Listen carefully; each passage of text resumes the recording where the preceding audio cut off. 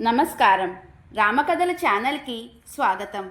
ఈరోజు మనం భరతుడు శ్రీరాముని వద్దకు బయలుదేరుట, శృంగబేరపురమునకు చేరుట అనే విషయముల గురించి తెలుసుకుందాం.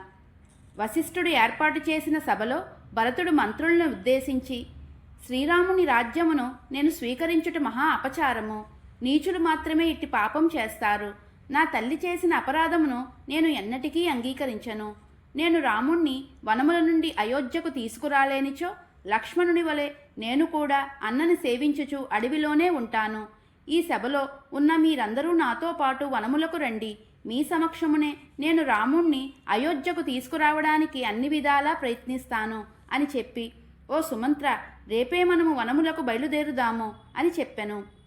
శ్రీరాముణ్ణి అయోధ్యకు తీసుకురావడానికి భరతుడు అడవులకు బయలుదేరుతున్నాడు అని సమాచారం విని ప్రజలు, సేనాపతులు అందరూ మిక్కిలి సంతోషించిరి. శ్రీరాముణ్ణి ప్రసన్నం చేసుకుని లోకహితం కోరి అయోధ్యకు తీసుకుని వస్తాను అని భరతుడు శపథం చేశను. పిదప భరతుడు ఉత్తమ రథములను అధిరోహించెను. అయోధ్య ప్రజలు, మంత్రులు మొదలైన వారందరూ భరతుణ్ణి అనుసరించి రాముణ్ణి దర్శించుటకు మహదానందంతో అడవులకు బయలుదేరను. వీరందరూ చాలా దూరం ప్రయాణం చేసి శృంగబేరపురమున సమీపమున గల గంగాతీరమునకు చేరిరి.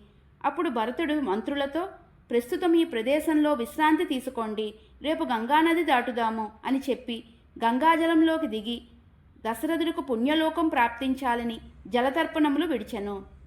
తరువాత భరతుడు గంగానది తీరమున విశ్రాంతి తీసుకుంటూ శ్రీరాముణ్ణి తీసుకొని వచ్చే ఉపాయములను గూర్చి ఆలోచించెను. ఇది ఈరోజు కథ. తదుపరి భాగంలో మరో అందమైన సంఘటనను తెలుసుకుందాం. ధన్యవాదములు. జై శ్రీరామ్.